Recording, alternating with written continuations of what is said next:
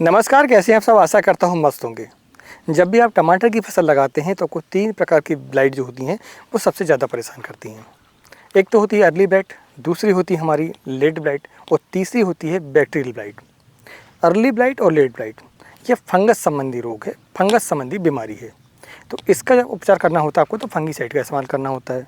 लेकिन bacterial blight जो होती है, जिस पर काफ़ी कन्फ्यूजन होता है किसानों का, किसान समझ नहीं पाते हैं।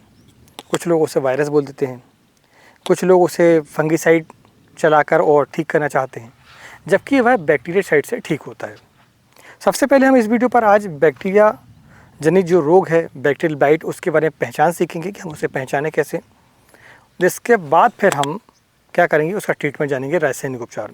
और वीडियो के अंत तक जरूर बने रहें। वीडियो के अंत में आपको एक उपचार ऐसा बताऊंगा जो कि जैविक होगा और सबसे सस्ता होगा और सबसे सटीक होगा। तो चलिए, मैं हूँ राकेश साहू, आप देख रहे हैं एग्रो जीवन बातें किसान की। अगर जानकारी पसंद आए तो वीडियो को लाइक ज़रूर करें और अगर चैनल पहली बार चैनल को सब्सक्राइब जरूर करें, क्योंकि इस चैनल पर आपको खेती संबंधी जानकारियाँ, खासकर सब्जी वगैरह खेती संबंधी जानकारियाँ मिलती रहती हैं। तो सबसे पहले दोस्तों हम जानते हैं ये कि हम बैक्टीरियल ब्लाइट को पहचानें कैसे। ठीक है, पहचान मैं आपको बता दूं कि हमारी ये टमाटर की फसल है मान लीजिए, और टमाटर की फसल पर अगर आप देखें तो ये पत्तियों पर आपको छोटे छोटे काले धब्बे आपको दिखाई देते हैं। ठीक है, बहुत छोटे धब्बे होते हैं, ये काले कलर के होते हैं और धीरे धीरे ये बड़े होते हैं। और यह आपको तनों पर भी दिखाई देंगे। बाद पर जब आपको फल लगते हैं तो फल पर भी आपको ये धब्बे कभी कभी दिखाई देते हैं। और यह खासकर जो है, जो हमारे बंच होते हैं फ्लावर के, वहाँ पर भी आपको दिखाई देते हैं। और अगर वहाँ पर होते हैं तो फिर क्या होता है कि फ्लावर ड्रॉपिंग हो जाती है, वहीं से बंच जो है हमारा टूट जाता है। तो आप देखेंगे बैक्टीरियल ब्लाइट यदि ज़्यादा है तो आपको फ्लावर ड्रॉपिंग की समस्या आपकी ज़्यादा आती है। अभी के समय पर खासकर जिन किसानों की फसल फ्लावरिंग स्टेज पर है उनको यह समस्या सबसे ज़्यादा आती है। तो हमने ये समझ लिया इसके पहचान के बारे में। दूसरा, यदि हम देखें इसका सही समय क्या है, इसको आने के लिए एक अनुकूल वातावरण चाहिए रहता है। वो वातावरण होता है दोस्तों वो ये कि जब धूप निकलती हो, तेज़ धूप हो, टेम्परेचर जो है लगभग 30 डिग्री के लगभग हो। दूसरा, बीच बीच पर बारिश भी होती रहे। ऐसी स्थिति पर खासकर जैसे सितंबर का महीना हमारा ये होता है, लास्ट अगस्त से लेकर सितंबर का जो महीना होता है, अक्टूबर का जो महीना होता है, इन महीनों पर सबसे ज़्यादा बैक्टीरियल ब्लाइट की समस्या हमें आती है। अर्ली ब्लाइट और लेट ब्लाइट को आप फंगीसाइड चलाकर ठीक कर देते हैं और वह आसानी से ठीक हो भी जाती हैं, लेकिन बैक्टीरियल ब्लाइट को कंट्रोल करना बहुत ही मुश्किल होता है। चलिए अब हम इसके रासायनिक उपचार के बारे में जानते हैं। रासायनिक उपचारों में यदि हम देखें तो सबसे पहला जो सस्ता उपाय है वो है दोस्तों आपका ये COC। ठीक है, अब COC में कॉपर ऑक्सीक्लोराइड होता है, 50% WP फार्म पर होता है। आप ब्लू कॉपर के नाम से इसे ले सकते हैं या और दूसरी कंपनी का मिलता है तो आप उसे ले सकते हैं। जब आप इसे चलाएंगे तो आप देखेंगे आपकी जो अर्ली ब्लाइट है वह भी कंट्रोल होगी और साथ में यह बैक्टीरिया साइड भी है और वायरिसाइड भी है।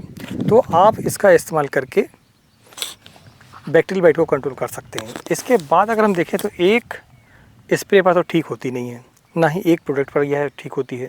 उसके बाद हम देखें सेकंड स्प्रे के रूप में, तो सेकंड स्प्रे के रूप में सिंगल में आप कोसाइट 2000 जो कि आपका कोस्टेवा कंपनी का आता है, कोसाइट 2000 के नाम से, इसका उपयोग करके भी आप जो है इसको कंट्रोल कर सकते हैं बैक्टीरियल ब्लाइट को। ठीक है, दूसरा इनके अलावा अगर हम देखें तो ये तो फंगीसाइड भी हैं और आपके साथ में बैक्टीरिया साइड भी हैं और वायरिसाइड भी हैं।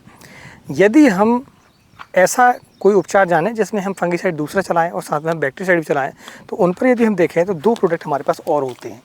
ठीक है, एक है ये हमारा कासुबी, जिसमें कि कासू का माइसिन होता है 3%, यह सिस्टोमेटिक बैक्टीरियासाइड है। दूसरा है यह टैगामाइसिन के नाम से हमारे पास है ये, और इसमें स्ट्रेप्टोसाइक्लिन होता है। ठीक है, इसका इस्तेमाल करके भी आप जो है बैक्टीरियल ब्लाइट को कंट्रोल कर सकते हैं। तो इनको हमें किसी भी फंगीसाइड के साथ में या कोई इंसेक्टिसाइड हम चला रहे हैं तो उनके साथ हम इस्तेमाल कर सकते हैं। इनको हम सिंगल इस्तेमाल करते हैं। अब इसके बाद हम जानते हैं कि इनका जो डोज़ है वो कितना है। तो जो COC है, COC का जो डोज़ है आपका वह है 500 ग्राम प्रति एकड़, यानी कि 50 ग्राम 20 लीटर की टंकी पर। ठीक है, दूसरा जो कोसाइड है उसका जो डोज़ है वह है 400 ग्राम, यानी कि 200 लीटर पानी पर 400 ग्राम और 20 लीटर की टंकी पर आपको 40 ग्राम इस्तेमाल करना होगा। ठीक है, अब ये कासुबी का जो डोज़ है वह है 30 ml प्रति 20 लीटर की टंकी और 300 ml प्रति 200 लीटर की टंकी पर। टैगामाइसिन जो कि स्ट्रेप्टोसाइक्लिन है, इसका जो डोज़ है वह होता है आपका दोस्तों 3 पाउच इसके होते हैं। 3 पाउच आपको 200 लीटर की टंकी पर डालना होता है, यानी कि 1 पाउच जो है 3 पंप पर आपको इस्तेमाल कम से कम करना है। ठीक है, तो ये जब आप इस्तेमाल करते हैं तो आप देखते हैं कि आपकी बैक्टीरियल ब्लाइट जो है वो कंट्रोल हो जाती है। दूसरा ये कि आप चाहें तो COC की जगह पर आप जो है एक और प्रोडक्ट आता है कोनिका के नाम से। कोनिका पर क्या होता है, कॉपर ऑक्सीक्लोराइड तो होता ही है, साथ में आपका कासो बी भी होता है उसमें। ठीक है, तो कोनिका का भी इस्तेमाल आप कर सकते हैं। उसका जो डोज है 250 ग्राम प्रति एकड़, यानी कि 200 लीटर पानी पर 250 ग्राम, और 20 लीटर की टंकी पर आपको 25 ग्राम इस्तेमाल करना है। तो आप देखेंगे आपकी बैक्टीरियल ब्लाइट जो है पूरी हद तक कंट्रोल हो जाती है। तो हमने आपको डोज भी बताया है, प्रोडक्ट भी बताए हैं। इनके अलावा भी जो है वैलिडामाइसिन का भी इस्तेमाल कर सकते हैं, और एक और मल्टीप्लेक्स कंपनी का आपका आता है बैक्टीरियास के नाम से, उसका भी इस्तेमाल करके आप जो है अपनी फसल पर बैक्टीरियल ब्लाइट को कंट्रोल कर सकते हैं। तो यह जो है एक विशेष मौसम पर आता है जब आपकी धूप निकल रही हो तेज़, और बरसात भी साथ में समय समय पर होती रही हो, तो ऐसी स्थिति पर आपकी बैक्टीरियल ब्लाइट जो है आती है। दोस्तों, मैं आपको बता दूं कि यदि आप बैक्टीरियल ब्लाइट को अपनी फसल पर नहीं आने देंगे, यानी कि प्रिवेंटिव रूप से यदि आप उपचार करते रहेंगे, तो आप जो है काफ़ी हद तक सुकून में रहेंगे। और नहीं तो अगर जब बीमारी आ जाती है इसके बाद आप स्प्रे करते हैं तो वो काफ़ी मशक्क़त करनी पड़ती है। तो जब भी आप कोई भी फंगिसाइड का इस्तेमाल कर रहे हैं तो उसके साथ में आप या तो कासुबी का इस्तेमाल कर रहे हैं, या फिर स्ट्रेप्टोसाइक्लिन का इस्तेमाल कर लें, या फिर वैलिडामाइसिन का इस्तेमाल कर लें, या फिर बैक्टीरियास का इस्तेमाल कर लें। 4 प्रोडक्टों में किसी भी प्रोडक्ट का आप इस्तेमाल करेंगे तो आप देखेंगे आपकी फसल पर बैक्टीरियल ब्लाइट की समस्या नहीं आती है, और आती भी है तो वह काफ़ी हद तक कंट्रोल हो सकती है। इसके अलावा आपका COC और कोसाइड, यह तो आपको इस्तेमाल करना ही चाहिए शुरुआती अवस्था पर। इससे आपकी अर्ली ब्लाइट भी कंट्रोल होती है और साथ में आपकी बैक्टीरियल ब्लाइट भी कंट्रोल होती है। तो हमने इस वीडियो पर समझा कि हम कैसे रासायनिक उपचार के माध्यम से बैक्टीरियल ब्लाइट को कैसे कंट्रोल कर सकते हैं। अब हम जानते हैं इस वीडियो की विशेष बात बढ़ने से पहले मैं आपको बता दूं कि यदि जानकारी पसंद आ रही है तो वीडियो को लाइक ज़रूर करें, इससे हमें काफ़ी मोटिवेशन मिलता है। अब हम जानते हैं इस वीडियो की विशेष बात, और एक ऐसा उपचार आपको बताऊंगा जो कि सस्ता भी होगा और जैविक भी होगा। तो उस उपचार में अगर हम देखें तो सबसे बढ़िया उपचार है उसका दोस्तों बोर्डो मिक्सचर। बोर्डो मिक्सचर का इस्तेमाल जब आप करते हैं तो आपकी अर्ली ब्लाइट भी कंट्रोल होती है, लेट ब्लाइट भी कंट्रोल होती है, और साथ में बैक्टीरियल ब्लाइट भी आपकी कंट्रोल होती है, और यह जैविक उपचार है। अब मार्केट पर आपको बोर्डो मिक्सचर बना हुआ भी मिल जाता है, और नहीं तो फिर आपको बनाना पड़ता है। अब बोर्डो मिक्सचर कैसे बनाते हैं उसके लिए हमने चैनल पर ऑलरेडी वीडियो बना चुका है, आप चाहें तो आई बटन पर जाके उसको देख सकते हैं। तो आप चाहें तो बोर्डो मिक्सचर का इस्तेमाल करके भी अपनी फसल पर बैक्टीरियल ब्लाइट्स को कंट्रोल कर सकते हैं।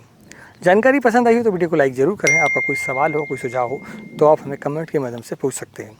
मिलते हैं एक नई वीडियो में एक नई जानकारी के साथ। तब तक नमस्कार। जय हिंद, जय किसान, जय जवान।